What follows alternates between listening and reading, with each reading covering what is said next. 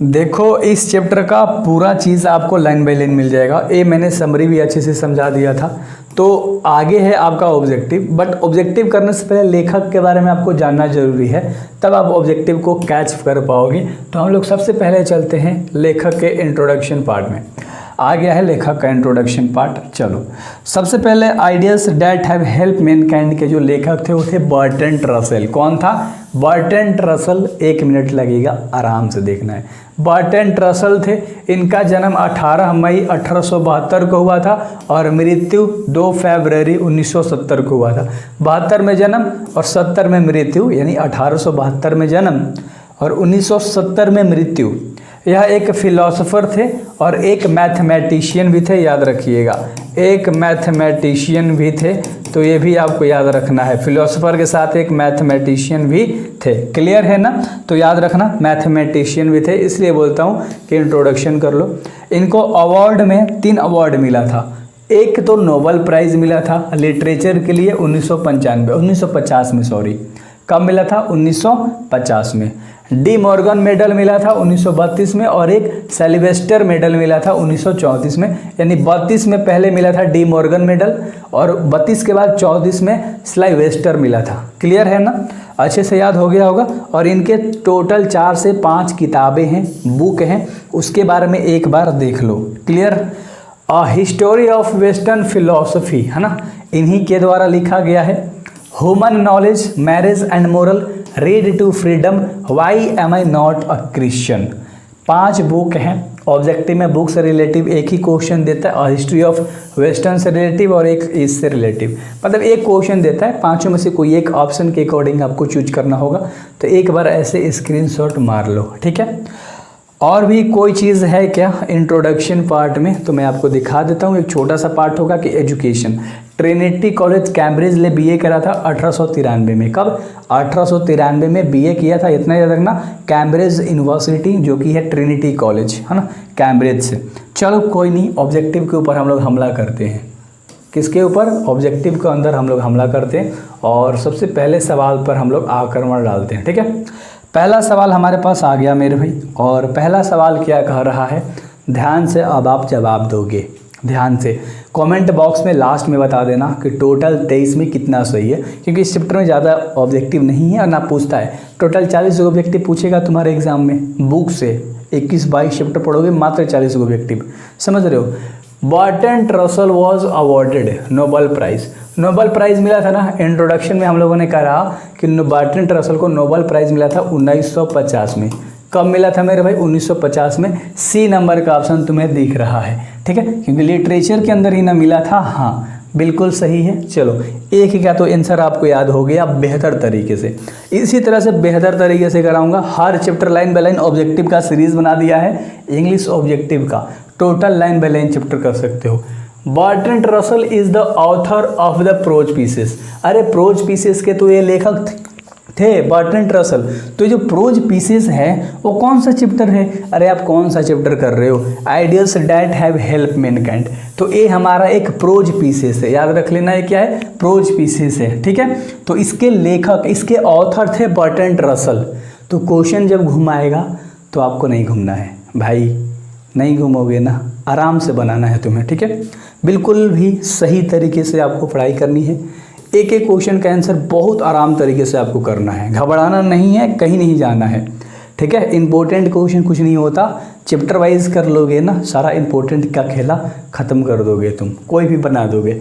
We are able to get variety of enjoyment due to, यानी इसका हिंदी क्या होगा? हम लोग विभिन्न प्रकार के आनंद लेते हैं। वेराइटी ऑफ एंजॉयमेंट यानी अलग अलग तरह के एंजॉयमेंट लेते हैं। किसके कारण ले पाते हैं भाई? किसके कारण? ड्यू टू यानी किसके कारण ले पाते हैं? बताओ। आवर इंटेलिजेंस, हमारी बुद्धि के कारण। आवर रिचेस, हमारी अमीरी के कारण। आवर फिजिकल स्ट्रेंथ, हमारी जो शारीरिक मजबूती है उसके कारण। या एंट यानी कि कोई भी नहीं।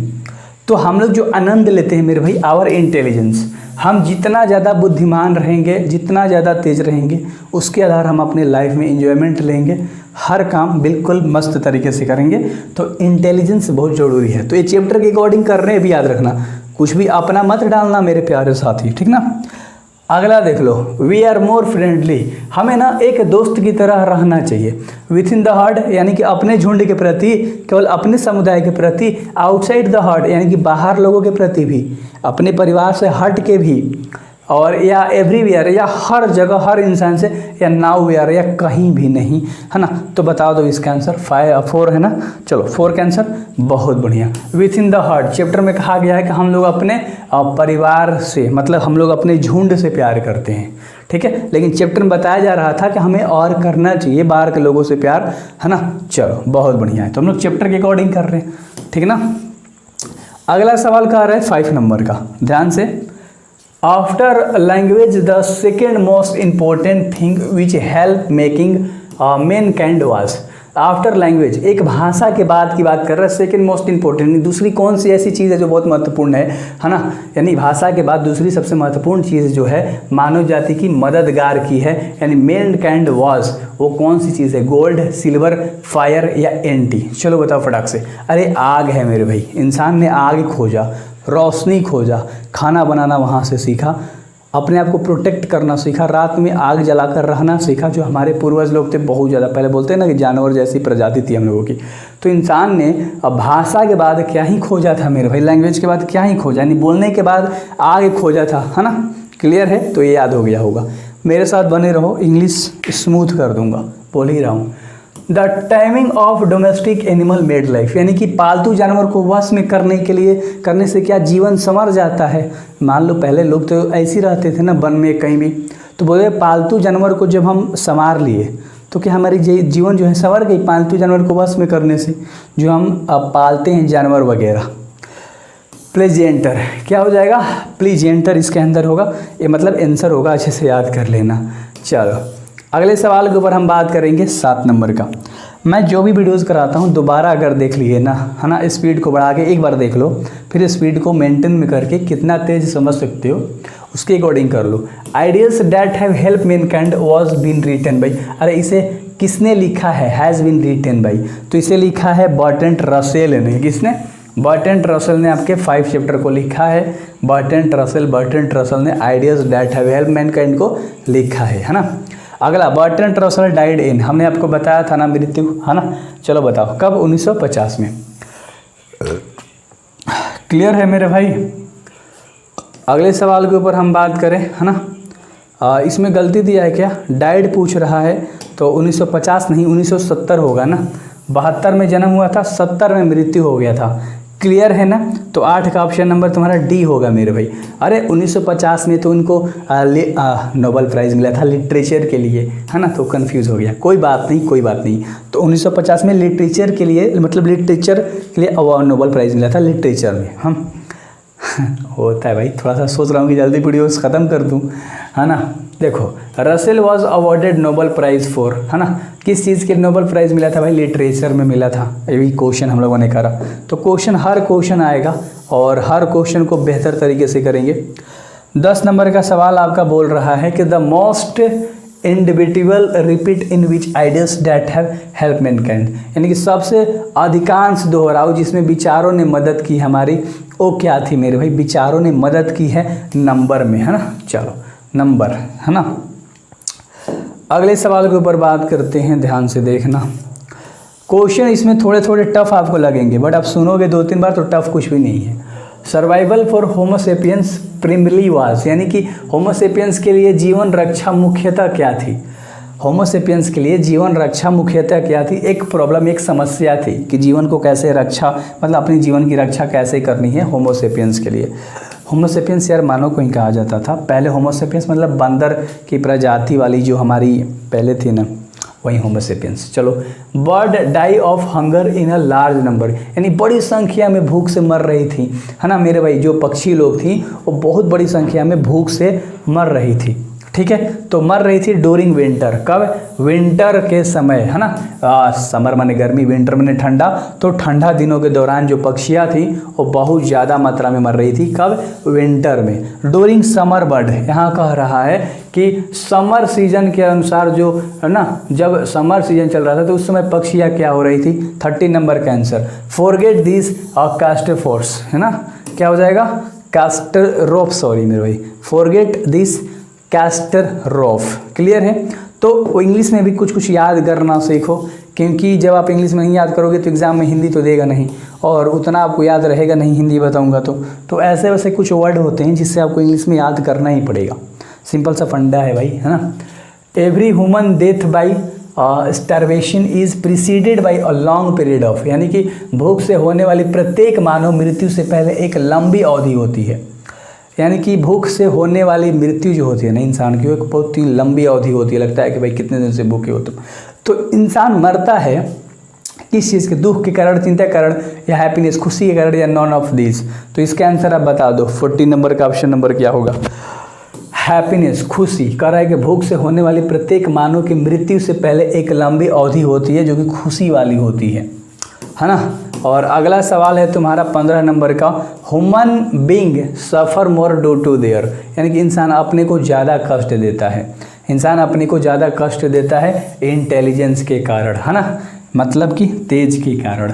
इंटेलिजेंस इंसान में नहीं है तो भाई अपने आप को कष्ट देगा ही। और एक इंसान में इंटेलिजेंस है, पहले क्वेश्चन हम लोगों ने किया था, तो जब इंटेलिजेंस है तो वो अपने आप को मैनेज करके रखेगा। Animal gate pleasure from, animal जानवर लोग कहाँ से संतुष्टि प्राप्त करते थे, प्लेजर प्राप्त करते थे मेरे भाई, बता दो। तो प्लेजर इनमें से म्यूज़िक, फुटबॉल, साइंस, नहीं यार इन सब को जानवर से क्या मतलब है। तो नॉन ऑफ दिस, फुटबॉल से, साइंस से, विज्ञान और गाना से जानवर को क्या ही फ़र्क पड़ता है। तो ये कहीं से भी इंजॉय नहीं ले रहे थे। Bertrand Russell has written the lesson ideas that have help mankind को बर्टन रसल ने लिखा है। ये तो आसान सा सवाल आ गया तुम्हारे पास, आसान सा सवाल आ गया आपके पास। और अगला सवाल है 18 नंबर का, ध्यान से देखिएगा। Burton Russell was a philosopher and mathematician. Introduction में बताया था ना कि बर्टन रसल फिलोसोफर तो थे लेकिन उसके साथ साथ वो मैथमेटिशियन भी थे। क्या थे? मैथमेटिशियन, है ना। अगला सवाल जो कि 19 नंबर का सवाल है, the invention of was more important than domestication animals, यानी कि पालतू जानवरों के लिए ना बहुत ज़्यादा खास था किस चीज़ का इन्वेंशन मेरे भाई? कार, फायर या एग्रीकल्चर? तो ये तो सवाल बता दोगे, है ना। एग्रीकल्चर, खेती, है ना। चलो बहुत बढ़िया, खेती होगा, है ना। चलो अगला सवाल देख लो। अगला सवाल है 20 नंबर का। सिविलाइजेशन टॉक्ड, यानी सभ्यता हमें सिखाया, सभ्यता ने हमें क्या सिखाया?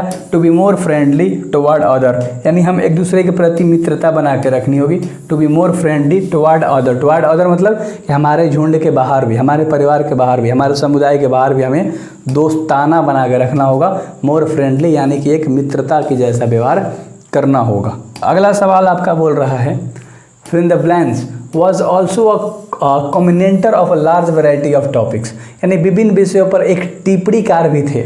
यानी वो कौन इंसान थे जो अलग अलग बातों पे टिप्पणीकार यानी कि बातें रखा करते थे, उस पर प्रसंग छेड़ दिया करते थे, बात छेड़ दिया करते थे, टिप्पणी निकालते थे, यानी बात पे बात निकाल के क्वेश्चन निकालना। तो बर्टन रसल ही थे, है ना। अलग अलग विषयों पर टिप्पणीकरण करते रहते थे। और अगला सवाल है मेरे भाई 22 नंबर का, in the last stop was never taken, यानी कि आखिरी पड़ाव कभी नहीं लिया गया, किस चीज़ में से? बताओ कहाँ से? तो आखिरी पड़ाव कहीं नहीं लिया गया था, चाइना में, है ना। चलो, तो in China the last step was never taken, यानी कि चाइना में आखिरी पड़ाव नहीं लिया गया था। तो उम्मीद करता हूँ कि ये सवाल का आंसर आपको पता होगा। एक और सवाल है ना, एक और सवाल है शायद, है ना, देख लेते हैं। चलो एक और सवाल है आपका 23 number. Correct would not help to the corn to grow unless he was allowed to fast on the book blood of childrens, यानी कि जब तक उसे बच्चों के खून पर, है ना, दावत देने की अनुमति नहीं दी जाएगी तब तक वह मकई को बढ़ने में मदद नहीं करेगा। वो था मोलॉज। क्या था? मोलॉज। देखो एक एक ऑब्जेक्टिव को बेहतर तरीके से कराया, एक एक चैप्टर का प्लेलिस्ट बना दिया है बेहतर तरीके से। अब कुछ लोगों को डाउट होता है, मेरा ऐप है डिस्क्रिप्शन बॉक्स में, जाकर वहाँ चेकआउट कर सकते हो। इंग्लिश से रिलेटिव कुछ चीज़ें हैं, अगर आपको पसंद हो तो भाई you have to enrol this app, क्योंकि यहाँ पर तो बहुत सारी चीज़ें मिलेगी बट डिस्ट्रैक्शन भी बहुत ज़्यादा है ना।